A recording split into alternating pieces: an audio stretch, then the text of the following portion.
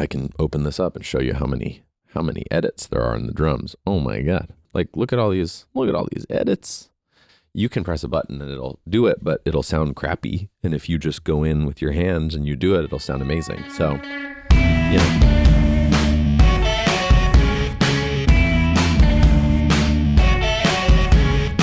This episode is being supported by Tape It, the iPhone recording app made for musicians by musicians. If I'm programming drums for you, like I'm just finding like a great couple snare samples and a great couple kick samples and some hi-hat, and I'm like making a beat.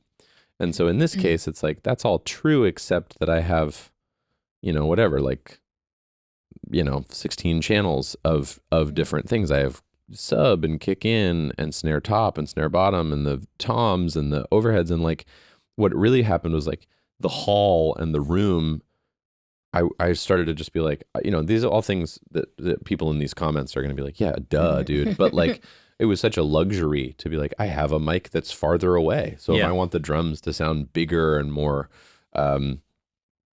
sort of epic, I can just boost the hall mic and they'll just sound like they have a bigger presence in the room. And if I just do like the snare top and the hi-hat, it's like very tight and small. And it sounds like something out of like In Rainbows. But yeah, so like drum hall, which is very quiet in the mix, but it sounds huge if you boost it, The bathroom hall. That's the bathroom hall, yeah. And that's kind of how the drums sound if you're in that house, right? Which I think is important. And then the room is like mics across the room from them.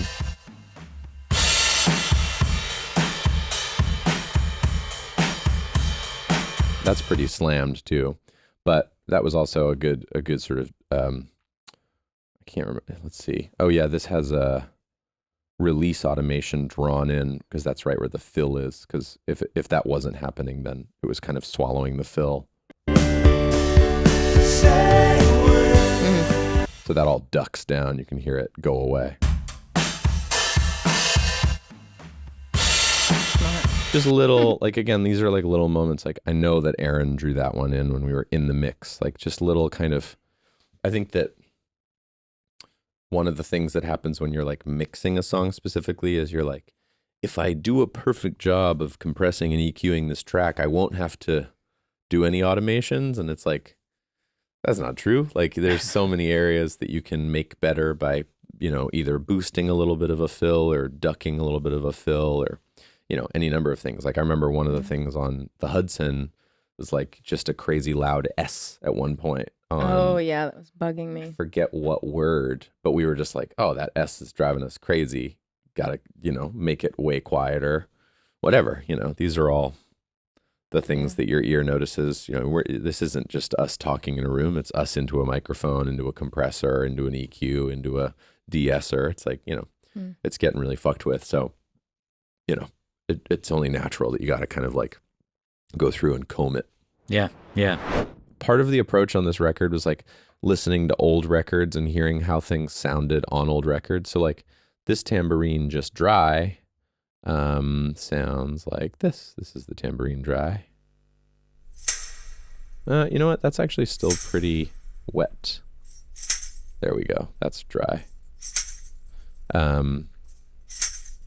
And, that sounds nice. You could pop that with the drums.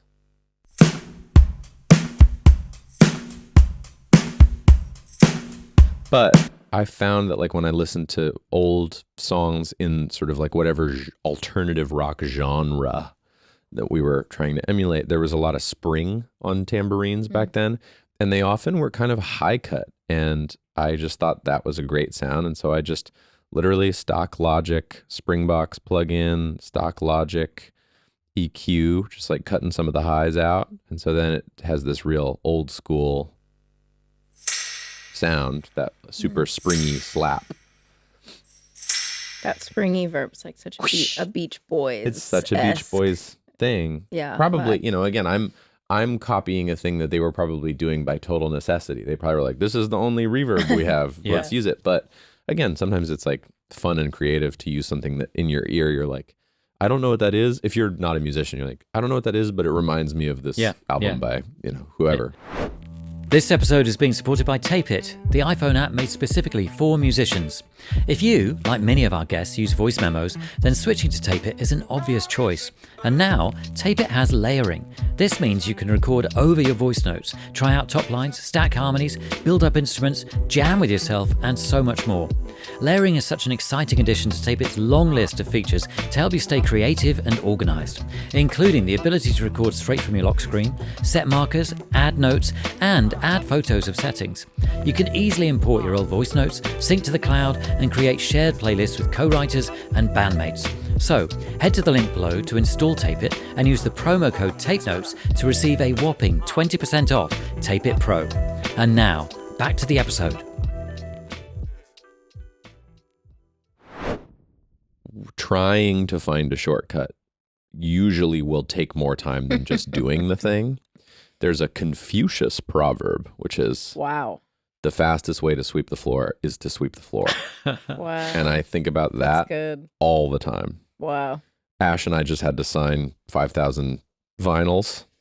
And it's like, Mhm. ooh, I could optimize this. I could, you know what I mean? I could have somebody, and you start to kind of, and I'm like, you know what's the fastest way is if I'm signing it and here I am, and you know what I mean? Like Yeah. there is a kind of a like just doing the task and being done with it. Just do it. You know, like I did a lot of drum comping on this record, and like I fell right into that trap of like, I can open this up and show you how many edits there are in the drums. Oh my God. Well, Marinelli was just feeling it. He was loving just it. Like, But it was like just kind of chopping it up and like, look at all these edits. But again, that was one where it was like, you know, what's the shortcut? How do I do this fast? How do I, you know, press a button and it quantizes it? And it's like, you can press a button and it'll do it, but it'll sound crappy. And if you just go in with your hands and you do it, it'll sound amazing. So, you know, did it take a couple hours for each song? Like, yeah, but it made it way better. So Yeah. just worth doing. So like, here's just shakers and tambourine. And who is doing that? Is that you? That's or all is me. it- Yeah. this was like I went home to Nashville. Right. And he sat alone Yeah. doing it, I think. To me, they just added so much to the drums.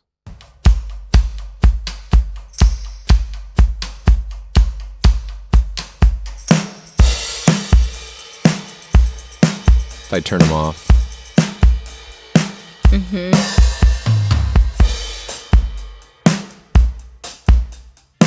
Same principle, probably. I bet these shakers have like nothing on them.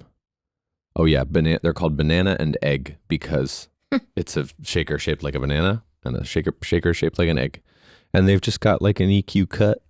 And then here's a little mix plugin. Let's see what this is. Yeah, there you go. Lindell 80 channel. I have never used it before, but Aaron thought it sounded good, so he used it.